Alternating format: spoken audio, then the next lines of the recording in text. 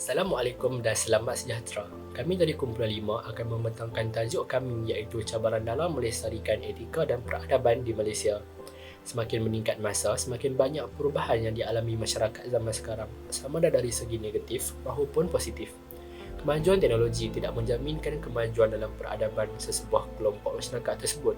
Hal ini kerana masyarakat lebih bergantung kepada teknologi berbanding antara satu sama lain. Etika bermaksud prinsip moral atau nilai-nilai akhlak yang menjadi pegangan seseorang individu. Contohnya nilai dan garis panduan yang perlu dipatuhi seorang peguam, seperti tata cara dan cara pemakaian dalam mahkamah untuk perbicaraan dan di luar perbicaraan. Peradaban pula bermaksud sistem dan tahap perkembangan sosial sesuatu bangsa, seperti amalan hidup sebuah sistem sosial yang menjadi model bagi sistem-sistem sosial yang lain. Peradaban amat berkait rapat dengan etika kerana ianya merupakan ciri yang melengkapi antara satu sama lain. Etika tidak dapat diamalkan dalam masyarakat yang tidak peradaban dan peradaban juga tidak dapat dibentuk sekiranya masyarakat tidak mengamalkan etika-etika penting dalam memastikan keseragaman sistem sosial dan akhlak yang tinggi. Untuk objektif kajian pula, dalam melaksanakan kerja kursus ini, terdapat beberapa objektif yang ingin kami capai. Kajian ini dilakukan secara amnya ialah untuk mengkaji cabaran-cabaran yang akan dihadapi untuk melestarikan etika dan peradaban di Malaysia. Seperti yang kita tahu, penghayatan etika dan peradaban di Malaysia masih belum dapat dipupuk sepenuhnya dalam diri rakyat Malaysia. Justru itu, kita perlu mengkaji terlebih dahulu cabaran-cabaran yang bakal dihadapi sekiranya kita ingin melestarikan etika dan peradaban di dalam Malaysia.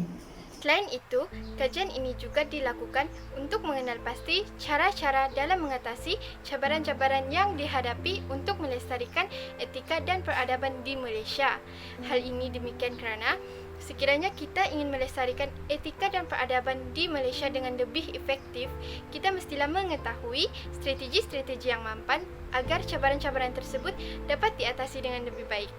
Sehubungan dengan itu, objektif kajian ini juga secara tidak langsung untuk memupuk semangat rakyat Malaysia dalam melestarikan etika dan peradaban di negara ini agar keharmonian negara ini dapat dikekalkan.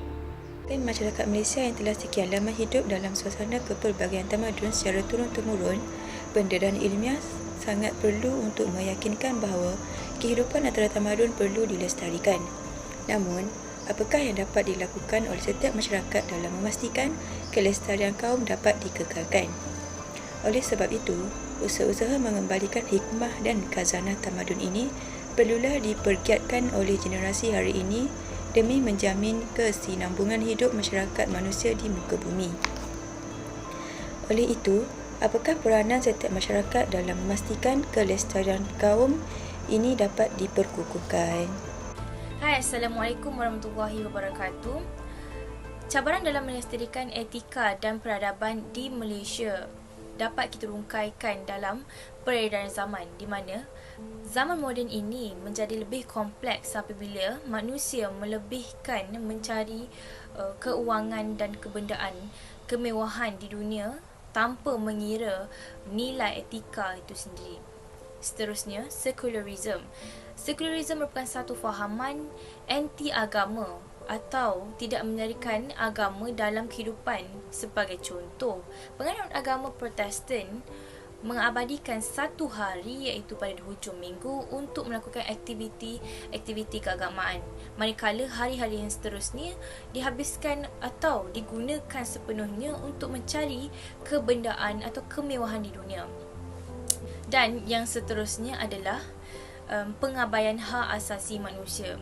Pengabaian hak asasi manusia merupakan salah satu pintu yang membuka kepada keganasan. Sebagai contoh, dalam tekanan politik akan membawa kepada protes manusia atau pemberontakan dalam diri masyarakat.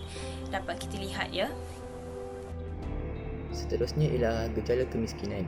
Sehingga tahun 2015, kira-kira 10% daripada populasi manusia hidup dalam kemiskinan melampau, dan ianya menyukarkan lagi proses pelestarian etika di dalam negara. Dan semua. Di samping itu ialah globalisasi. Melalui globalisasi, kuasa barat mengeksport segala macam keburukan yang merosakkan negara dan alam sekitar. Gejala ini mengakibatkan lenyapnya nilai etika dan pemikiran barat diterima secara senang ke dalam masyarakat. Dan akhir sekali ialah perpaduan. Masalah perpaduan berlaku disebabkan tiadanya persefahaman antara rakyat yang terdiri daripada pelbagai bangsa. Hal ini kerana masyarakat yang pelbagai di Malaysia masih lagi berpegang teguh kepada peranan tradisional dan nilai-nilai yang terbatas dalam kalangan kaum itu sendiri. Seterusnya, setelah kita mengetahui cabaran-cabaran yang dihadapi untuk melestarikan etika dan peradaban di dalam Malaysia, marilah kita menelusuri pula cara-cara untuk mengatasi cabaran tersebut. Yang pertama, untuk cabaran faktor peredaran zaman, kita haruslah mengaplikasikan konsep adaptasi yang betul. Seterusnya, untuk mengatasi faktor peredaran zaman, kita juga haruslah berasimilasi seiring dengan zaman tanpa meninggalkan etika yang baik. Sebagai contoh, kita haruslah mengikut kemodenan yang dikecapi oleh negara lain tanpa mengikut kemunduran dalam etika yang dihadapi oleh mereka, dan juga pada waktu yang sama tidak mengenepikan norma-norma kemasyarakatan dan nilai-nilai murni yang diterapkan oleh ajaran Islam. Setiap cabaran pasti ada jalan penyelesaiannya. Contohnya, pertama sekali, untuk mengatasi sekularisme, para imam Islam dapat mengadakan kelas pengajian dan memberi gambaran bahayanya fahaman sekularisme. Pihak kerajaan dan bukan kerajaan juga dapat memberikan penunjukan untuk menyediakan penceramah-penceramah agama di seluruh negara. Yang kedua, untuk mengatasi gejala kemiskinan, kerajaan dapat menyediakan subsidi untuk golongan orang yang miskin dan dapat mewujudkan institusi kemahiran untuk golongan yang kurang mampu untuk menyambung pengajian tinggi di universiti. Kesimpulannya, pembentukan etika pada zaman sekarang merupakan suatu cabaran yang amat sukar, lebih-lebih lagi jika tidak dipupuk daripada usia yang muda. Etika seseorang individu tersebut bergantung kepada faktor keadaan, kerana dalam situasi yang menekan boleh menyebabkan seseorang individu tersebut bertindak luar daripada norma-norma masyarakat.